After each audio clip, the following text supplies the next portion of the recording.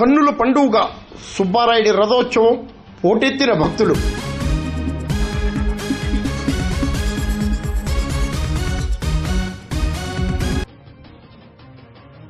రాష్ట్రంలో ప్రసిద్ధి చెందిన తూర్పు గోదావరి జిల్లా బిక్కవోలు కుమార సుబ్రహ్మణ్యేశ్వర స్వామి సుబ్బారాయుడు మహారథోత్సవం ఆదివారం అంగరంగ వైభవంగా జరిగింది.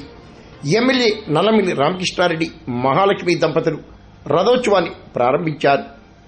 ఆలయ ఈవో ఆకెళ్ల భాస్కర్, ఉత్సవ కమిటీ నేతలు పల్లె వాసు, చిట్టుబాబు చౌదరి, ఆలయ అర్చకులు రాంబాబు శర్మ ఆధ్వర్యంలో మేళతాళాలు, మంగళ వాయిద్యాలు, వేద మంత్రాలతో స్వామివారి రథోత్సవం అంగరంగ వైభవంగా సాగింది.